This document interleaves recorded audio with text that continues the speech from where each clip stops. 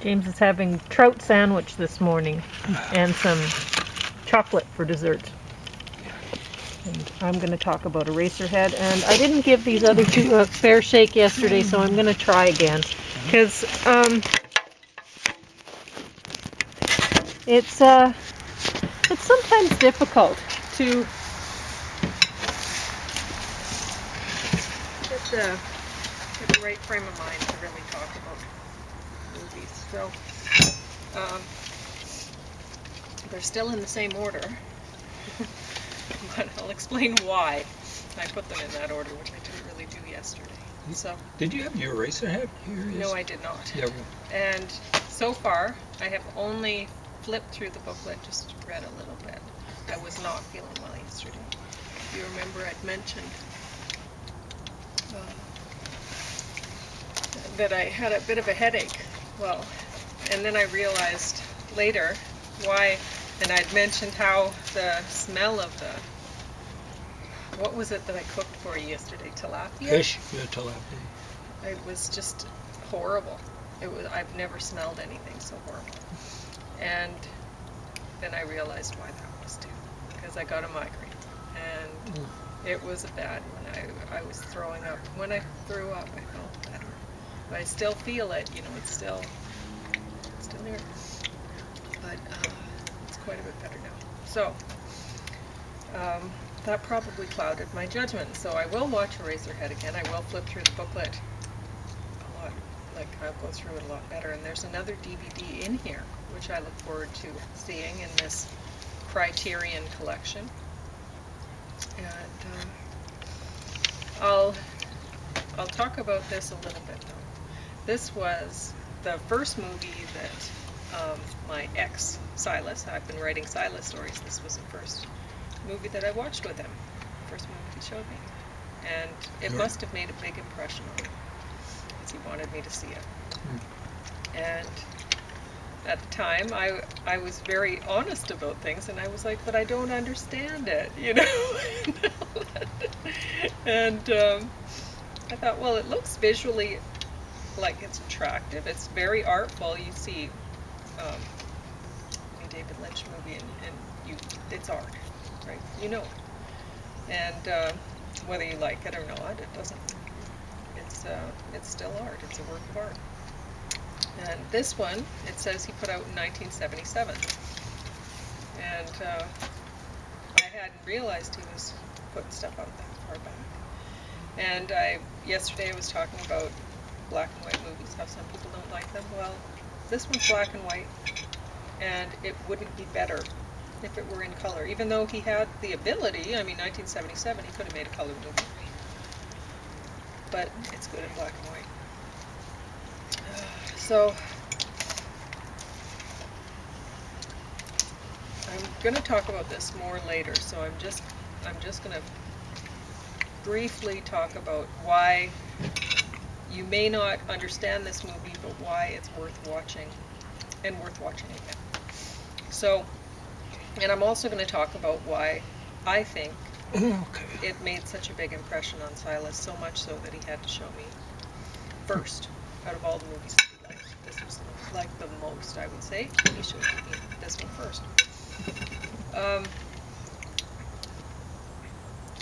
This movie is about a man named Henry, who David Lynch picked out an actor who looks quite a bit like him, and you might think this is his story. I don't know. I don't know if other people think that. Whatever. But in any case, Henry is a young adult male living in a tenement house. He doesn't even have his own kitchen or anything from the looks of things. It's a bedroom with a few chairs or whatever. And really, you see his place, and he doesn't even have he has a plant in the corner, but really it's a pile of dirt on a doily on a side table with a stick in it, a dead stick. Like, it's not he doesn't even know how to care for a plant. It's this, it doesn't even have a cot, you know, it's just this, anyway. And he has a brick wall outside of his window, and it's right there. You know, it's not like he'd have any room to look around the corner and see anything else. It's just a brick wall. And he has, his radiator makes noise all the time. And he imagines that it's sort of like there's a stage behind it. Like the radiator slits are like curtains, ripples, right? And it's really quite beautiful. And he has this beautiful, older, you know, foxy lady who lives in the apartment across from him, across from his hall. And at first she tells him, well, your girlfriend called, you're invited over for dinner, and he's confused because he gets there and he's like, you haven't called me or anything in weeks. I didn't know, I thought we were over, kind of thing, right? And anyway, it turns out that she'd had a baby, and now he's going to be caring for a baby too, and you can tell, well, he doesn't know how to care for himself. He can't care for this plant. And here he has her and the baby, and she's like, I'm going crazy, I needed one night's sleep. You have to take the baby, I'm going home, you gotta take the baby for one night. And she's moved in with him and stuff. And he's like, well, will you be back? You know, and she doesn't really say anything, and you wonder, okay, will she be back, right? He doesn't know. He didn't know the last time when she decided that she wasn't going to see him for a while or whatever, right? But the baby isn't, he doesn't even really know if it's a baby. It's like a weird looking Alien? Alien head, yeah. It's like, it looks, I don't know, maybe like an embryonic calf or something like that, with it's all wrapped up with gauze on the bottom end, right, so that it's just a head and neck sticking out, and it makes baby noises though. Well, that's interesting. Yeah. And anyway, so this movie, I would say, I'm not going to go into the rest of it because it's worth watching. You'll want to do so. But it's as much as this movie may seem to not make sense, all of the things that are going on that seem surreal, that are surreal, they really do tell the story that it's about, it's a coming-of-age story about a young man who doesn't know how to care for himself, let alone he doesn't really want to be a Grown-up? A grown-up. You know, he doesn't want to be tied down to one woman. You know, he has this imaginary lady in the radiator that sings to him, and he has the lady across the way who's this beautiful woman that's unattainable, really, that he fantasizes about. And then he has this young woman who cries all the time. That was like me. And Silas. You don't think Silas was giving you a message about himself? Yeah, I think he was giving me a message. Yeah. I think he was saying, I'm not ready for a relationship. I'm not ready to be a grown-up. I think his body was telling that all along, you know, that's why he had the big stretch marks on his legs. He grew from child size to man size in one summer. And he wasn't ready. And I think that's... When I met him, he wasn't. But yeah, that's and a different I don't issue. think he ever was going to be. You know, I think he realized that, right? Yeah. So... And when I met him, when would that have been? 2000? It was like...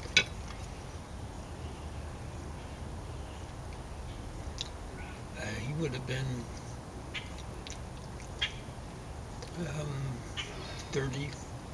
over 30 years old. Is that true? That's not true. He's 2 years older than me. How old am I? You know what? It Oh, doesn't matter. he was born, well, I won't say when, but, Doesn't matter. Anyway, old enough that one should be a grown-up by that age, but yeah, he's about 30. really, Yep. Yes, ma'am. no, 2 years. Well, okay, whatever. Anyway, the Snake Pit. So, as I was saying yesterday, this one won Academy Award in 1948. And it's another black and white movie. But I didn't say why exactly I thought it didn't warrant an Academy Award. I mean, I did talk about how I think the Academy Awards are bogus.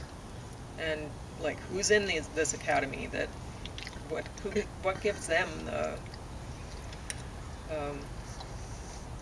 greater insight over the rest of us for what we should want to watch, for what movie is great. I think there's an issue. There's significantly more men on the Academy than women. Now, there's no excuse for it not being 50-50. So, in any case, this movie, at one point, the little girl in the story, they flash back to when the woman was a little girl, and there's a point when she had won a doll at the fair that her dad won for shooting, because he was a good marksman. He'd been in the military, and she wanted the military, the little army doll, right? Because she loved her dad. She wanted him to be like her dad. And then she got in a fight with her dad one night because he sided with her mom over something. And she took the doll and she smashed it up. And you can see the head got smashed right up. It was like totally destroyed. And then later on you see another image of her holding the doll later on, and it's in perfect condition. So I don't know how they managed to unsmash that head and put it back together for that scene, but even back then, you can't have these sort of continuity problems like that, where that's supposed to be later on, and the doll is in better shape than it was earlier on in the movie. It doesn't make sense. And to make matters worse, you're reminded of it. They flash back to it again, showing her smashing the doll, and it's like, oh, okay, it doesn't warrant an Academy Award. So, now we're getting back to this one, Songbird, which I will say that James was mentioning yesterday, well, what were they supposed to mean? What was the message they were getting at? And I was like, I don't know, but I didn't like it, kind of thing, whatever. But so I will go into the message a little bit. I'll go into the story. So if you haven't watched this yet, and you are thinking about it, even though you watched my review of it earlier, you didn't like it, whatever. This is as I was saying in my last review, this is about a pandemic. I think they called it in this COVID-23. Oh, they're calling So it it's the anyway, C word, eh? They did. They actually brought it out in this movie. Mm. So, and it's a fictional movie, and everything's shut down, and they've basically told people you have to live in your house. You can't come out. It's not safe. Good luck with that. And if they do health checks, you have to do this electronic health check all the time, like once a day, to show that you don't have the illness. And if you have the illness, they come and get everyone from the house, and the rest of the people from the house that aren't sick, like people die within 48 hours in this one. And once they catch it, and the rest of the people in the house, they go to a Q zone, a quarantine zone.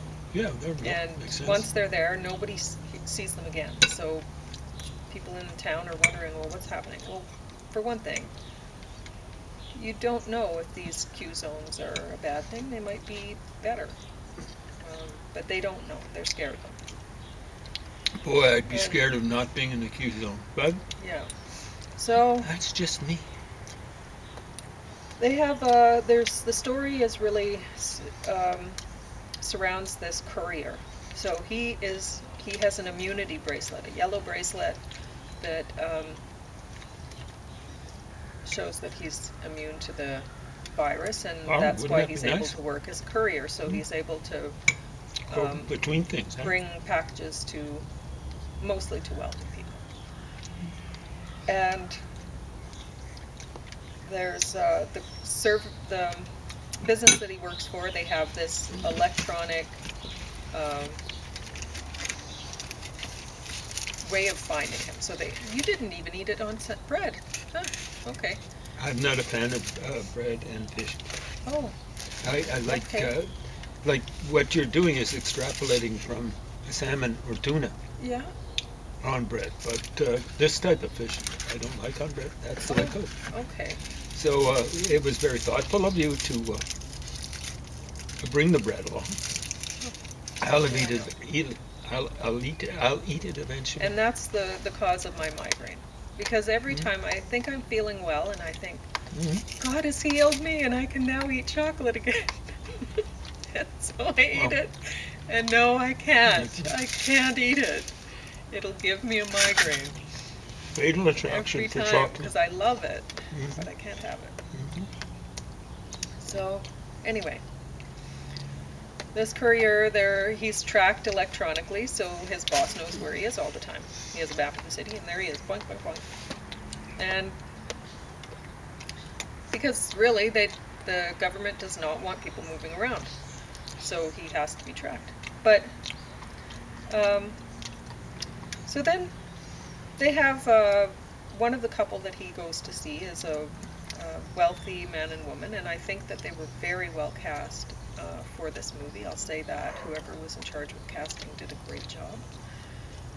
The man is the guy who is most recently one of the people in charge at in the Handmaid's Tale. So that's another dystopian sort of story set in America. So they did a great job putting him in this position. And then they had his wife, who is Demi Moore. So she's a strong woman. And I remember her most recently as from that story where they were, I can't remember the name of the movie, but it was great, where she was this boss who took her team on a hike and decided to do the difficult hike even though they weren't prepared at all or whatever, because she's insane. But anyway, she was a power kind of power woman, and in that, and she's a powerful woman in this, right? A different kind of powerful woman. This isn't comedy, this is serious. And so it turns out that this wealthy couple, they're selling illegal immunity bracelets to wealthy people. So if wealthy people want to go on a trip, it'll cost them $300,000 to get an immunity bracelet for the couple, and then they can go on a trip. But otherwise, they'd be stuck in with everyone else. So then you get to wonder, well, is the government involved with this whole thing? But they didn't play on that enough in this movie. I mean, there would be reasons why the government might want to shut everyone down, shut movement down, and especially in the United States, right? So if they gave some explanation that way, maybe it might have made it better. I don't know. But it would have made it longer, and, well, I had a hard time sitting through it anyway. So, in any case,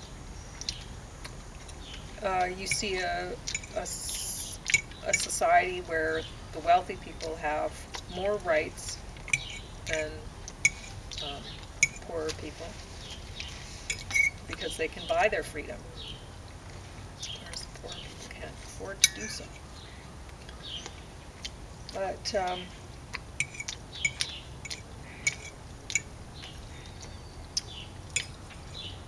I don't know. although I think that they did a good job with the casting, I don't think the movie, I don't think it was thought out well enough. I mean, you wonder if the government's involved with this, but then the government catches this courier guy at one time. He wants to get an immunity bracelet for his girlfriend so that they can get away.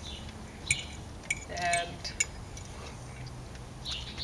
he's found out about how these, where the immunity bracelets are coming from. And then he's on the run from the law, kind of thing. And at one point the lawman is saying, or somebody is saying to the courier's boss, well, we know that you, that was the Demi Moore character. We know that you know where your men are at all times, so where is he? We want to track him down. And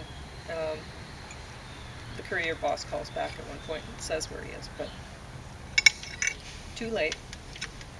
But anyway, you're thinking this whole time, well, if the boss has the information for where the courier is, why doesn't the government?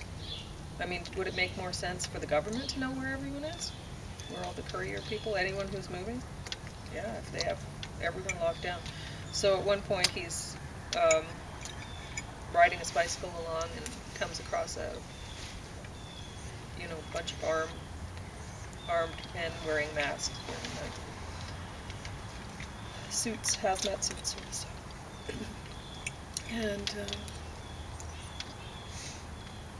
And they're going to shoot him, and he's like, look, I have my bracelet. Well, they'd know, wouldn't they?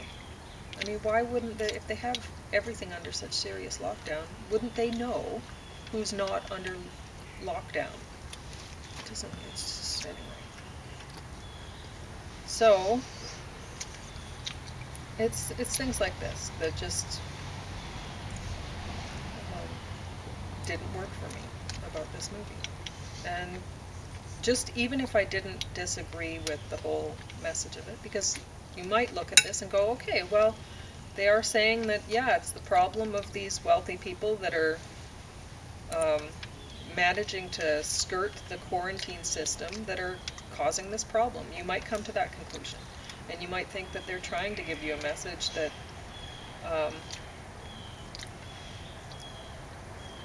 they're the ones causing the problem or whatever. But in any case,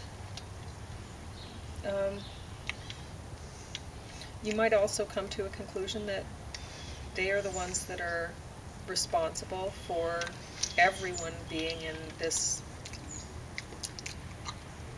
kind of limbo, where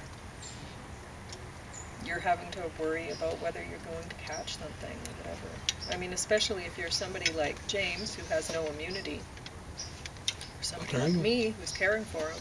I have to be careful that I'm not going to catch something and bring it back to him, because I could be a carrier and give him something. He could die really easily. So, yeah. I mean, we tried to go to a pancake breakfast and he ended up getting sick. We're not going to say with what. No. But, and he's been sick. We're missing out on some serious hiking. This is my favorite time of year to hike. I don't know if I'll ever recover. Yeah. My balance is not what it should be. I've got long-term something or other. But anyway, so as it is, we are in limbo. We're in limbo. We're in a state of lockdown. We're in a state of somewhat, trying to self-isolate and not being able to see our families, and unless we're all masked up and stuff. Yeah, we kind of tried that one time, anyway. last summer, and we caught something. Yeah. So our shots were kind of up, so the reaction wasn't that bad, but it wasn't fun. It wasn't fun. So anyway, that's all I really wanted to say about that. If that explains a little more in depth as to why I didn't care for the movie, besides the point that I don't know what the title Songbird is supposed to mean at all. Okay. Maybe maybe I missed something. I'm not going to go back and watch it again to find out what. Yeah. So, do you have anything to talk about, James? Not no.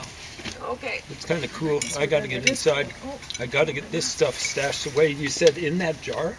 yeah, why not? Okay. Well, whatever. Don't then. I can do it.